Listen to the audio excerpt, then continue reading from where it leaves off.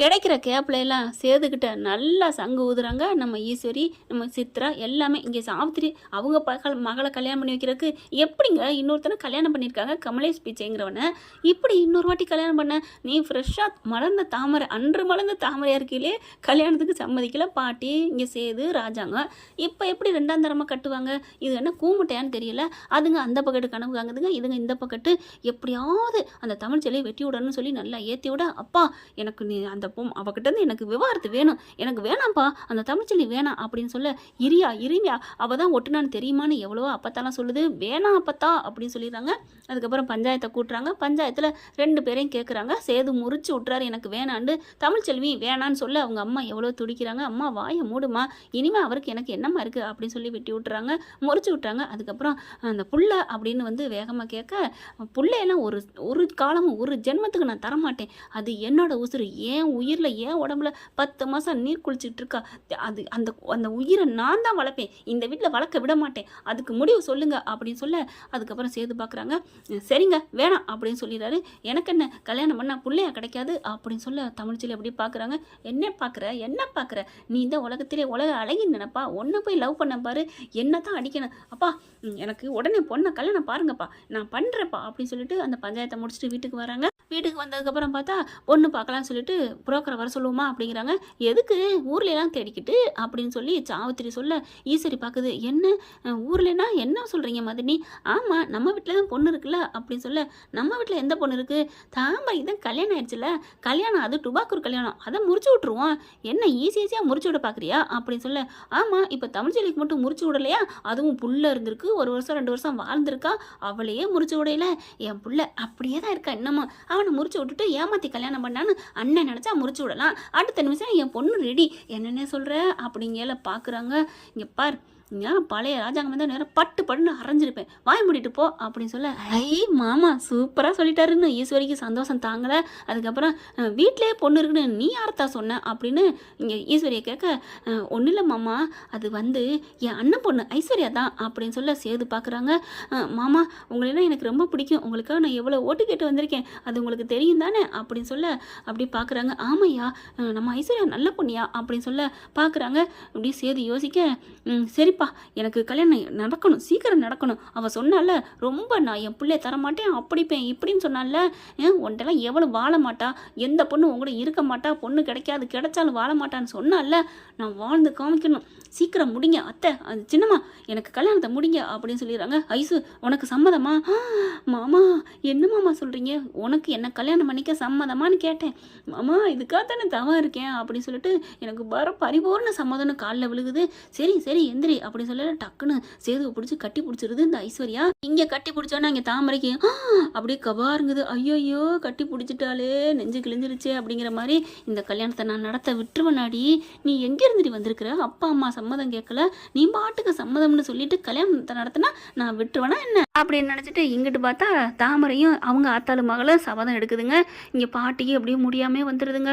எப்படி எவ்வளோ எந்த சிரிக்குமோல வராளா, அவள் நல்லவளாக இருந்தாலும் பரவாயில்லையே அப்படின்னு வந்துட்டு இருக்காங்க. சேதுக்கு வந்து எப்படியோ ஒரு கல்யாணம் பண்ணணும், அதுதான் அவருக்கு ஒரு வெறி. வீட்டுக்கு வந்து இங்கே தமிழ்ச்செல்வியை அழுதுட்டு இருக்காங்க. தமிழ்ச்செல்வியை அம்மா அழுகுறாங்க.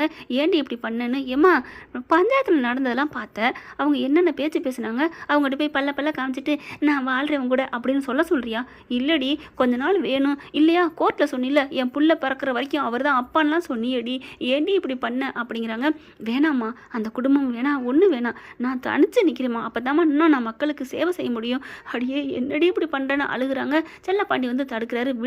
விடு, நம்ம புள்ள துணிச்சக்கார புள்ள, தமிழ்ச்செல்வின்னு பேர் வச்சிருக்கோம் பாரு, அது மாதிரி இந்த நாட்டுக்கு அவள் தொண்டு செய்வா, அதுக்காக அவள் தனியாக இருக்கட்டும், ஒன்றும் பிரச்சனை இல்லை, விடு, நடக்கிறது ஆண்டவன் செயல் அப்படின்னு சொல்லி சமாதானப்படுத்துறாரு. அடுத்து பார்த்தா கல்யாணத்துக்கு பயங்கரமாக ரொம்ப நாளாக இழுக்க வேணாம்னு சொல்லி ஒரே வாரத்தில் முடிப்போம்னு நினைக்கிறாங்க. நோட்டீஸ்லாம் ஒட்டணும்னு சொல்லிட்டு எல்லாம் ஒட்ட ஆரம்பிக்கிறாங்க. அதாவது கல்யாண பத்திரிக்கையை பெருசாக அடித்து பெருசாக்கி கல்யாண நாள் அப்படின்னு சொல்லிட்டு அனைவருக்கும் விருந்து அப்படின்னு சொல்லி போட்டுடுறாங்க. ஏன்னா சேதுபதி எம்எல்ஏ வீட்டு கல்யாணம், எம்எல்ஏ கல்யாணம் அப்படின்னு சொல்லி போடுறாங்களா. இவங்க பார்க்குறாங்க. அதை பார்த்துட்டு அப்படின்னு சொல்லி தமிழ்ச்செல்வி அதை பார்க்குது. உனக்கு எத்தனை நாளைக்கு அவன் வாழ்க்கை கொடுக்க போகிறாரு, இல்லை இவன் உன்னை எத்தனை நாளைக்கு வச்சு நல்லா வாழ போகிறான், எல்லாம் அவங்ககிட்ட இருக்க சொத்துக்காக வர்றாளுங்க, இது உனக்கு எங்கே தெரிய போகுது அப்படின்னு 2 பேரையுமே பரிதாபப்பட்டுட்டு 2 பேருக்கும் ஆழ்ந்த இரங்கல்கள், வருத்தங்கள், பரிதாபங்கள் அப்படின்னு சொல்லிட்டு தமிழ்ச்செல்வி கிளம்புறாங்க. ஆட்டோவில் போகிறாங்க. ஆட்டோவில் போய் இறங்கிட்டு பஸ்ஸுக்காக நின்றுட்டு இருக்காங்க.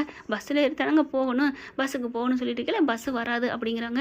என்ன பண்ணுறதுன்னு தெரியலையே, ஐயோ இப்போ எப்படி போகிறது காலேஜுக்கு அப்படின்னு நினச்சிட்டு இருக்கல, ஒரு கார் இந்த பக்கம் வருது. தமிழ்ச்செல்வி வயிற்றை பிடிச்சிட்டு அப்படியே நடக்க முடியாமல் நடக்க கார் நின்றுதுங்க. நின்றுட்டு எக்ஸ்கியூஸ் மீ அப்படிங்கிறாங்க. கண்ணாடி கதை திறந்துட்டு அவரும் நல்லா பார்க்க அழகாத்தான் இருக்காரு. இவங்க என்ன பண்ணாங்க, யாரு என்ன வேணும் உங்களுக்கு, யார் வேணும் அப்படின்னு தமிழ்ச்செல்வி கேட்க அவங்களே நடக்க முடியாமல் நடக்கிறாங்க. சாரி மேடம், உங்களுக்கே உடம்பு சரியில்லைன்னு நினைக்கிறேன், மன்னிச்சுக்கோங்க அப்படின்னு சொல்லிட்டு கதவை திறந்துட்டு இறங்குறாரு. என்ன வேணும் சார், என்ன அப்படின்னு கேட்குறாங்க. இல்லை இங்கே சன்னாசி ஈஸ்வரி அவங்க இருக்காங்கல்ல, அவங்க வீடு தெரியுமா அப்படின்னு கேட்க, நீங்கள் யார் அப்படிங்கிறாங்க. அவங்க வீட்டுக்கு சொந்தக்காரர் தாங்க, அங்கே தான் போகணும் அப்படிங்கிறாங்க. சரி அதுக்கு என்கிட்ட என்ன கேட்குறீங்க, இல்லைங்க அவங்க வீட்டுக்கு போகணும், நீங்கள் யாருங்க அப்படிங்கிறாங்க. நான் அவங்க ஈஸ்வரி இருக்காங்க இல்லையா, அவங்க அண்ணன் இருக்காங்கல்ல, அவங்களோட மருமகன் அப்படிங்கிறாங்க. அவங்களோட மருமேனா, ஆமாங்க அப்படிங்கிறாங்க. அவங்க அண்ணன் பொண்ணு ஐஸ்வர்யா அதானே அப்படின்னு சொன்னேன். ஆமாம் அப்படின்னு சொல்லிட்டு இதோ இவங்க தான் அப்படின்னு சொல்லி காமிக்கிறாங்க. ஃபோட்டோ பார்க்குறாங்க, அதிர்ச்சி ஆகிறாங்க தமிழ்ச்செல்வி. ஏங்க இது யாரு அப்படிங்கிற, இது என் ஒய்ஃபுங்க, மாலைங்கழுத்துமா நினைக்கிறீங்க, ஆமாங்க கல்யாண பண்ணையில் எடுத்த ஃபோட்டோங்க. என்னது கல்யாண பண்ணையில் எடுத்த ஃபோட்டோவா அப்படின்னு இவங்களுக்கு அப்படியே மயக்க வருது. அப்போ ஐஸ்வர்யாவுக்கு கல்யாணம் ஆயிடுச்சா அப்படி சொல்ல, ஆமாம் அப்படின்னு சொல்ல, நான் தான் அவங்க புருஷன் அப்படிங்கிறாங்க. என்னங்க நடக்குது அப்படிங்கிற, ஆமாங்க எனக்கு அவளுக்கு கல்யாணம் ஆயிடுச்சு அப்படிங்கிறாங்க. இது என்ன ஒன்றுமே புரியலையே அப்படின்னு சொல்லிட்டு இருக்கீங்களே, உங்களுக்கு தெரியுமா அவங்க வீடு அப்படிங்கிறாங்க. எனக்கு தெரியாதுங்க, அவங்களுக்கு எனக்கும் எதுவும் ஆகாது, அவங்களுக்கு எங்களுக்கும் சண்டைங்க, நீங்கள் எப்படியே போனீங்கன்னா அவங்க கண்ணுலே பாடும், அட்ரஸை கண்டுபிடிச்சிக்கங்க நீங்கள் போங்க அப்படின்றாங்க. நமக்கு எதுக்கு இந்த வம்பு அப்படின்னு சொல்லிட்டு தமிழ்ச்செல்வி ஒதுங்கிடுறாங்க. இந்த மண்ணா இப்படி சொல்லிட்டு போகுது அப்படி சொல்லிட்டு வண்டி எடுத்துட்டு கிளம்பி வராரு. ஏன்னா நெடுகிலும் போஸ்டர் ஒட்டிருக்கு இல்லையா, அதில் வச்சு கண்டுபிடிப்பாரு அப்படின்னு தமிழ்ச்செல்வி நினச்சிட்டு வருது. சூப்பர் கல்யாணம் ஆன பொண்ணா இனிமே தான் கால கச்சேரி கட்ட போகுது அப்படின்னு தமிழ்ச்செல்வி மனசில் நினச்சிட்டு வராங்க. என்ன ஃப்ரெண்ட், இப்படி போனால் நல்லா தான் இருக்கும் வாய்ப்புகள். அடுத்து எப்படி என்ன போகுதுங்கிறத நாளைய வருங்காலங்களில் பார்க்கலாம். இந்த பதிவு உங்களுக்கு பிடிச்சிருந்துச்சுன்னா உங்கள் பொண்ணான கையில் ஒரு லைக்கை போட்டு சப்ஸ்கிரைப் பண்ணிடுங்க. ஆதரவு கொடுங்க அன்பு உறவுகளே. Thank you friends. இந்த வீடியோ உங்களுக்கு பிடிச்சிருந்தா தயவு செய்து லைக் பண்ணுங்க. இன்னும் அப்டேட்ஸ்க்காக சேனலை சப்ஸ்கிரைப் பண்ண மறக்காதீங்க. நம்ம கிட்ட இருக்க எல்லா சேனல்ஸோட லேட்டஸ்ட் வீடியோ அப்டேட்ஸ்க்காக மேல ரைட் சைடுல காட்டுற லிங்கை கிளிக் பண்ணி வாட்ஸ்அப் குரூப்ல ஜாயின் பண்ணுங்க. உங்களிடம் விடைபெறுவது நான் உங்கள் மெஹர்.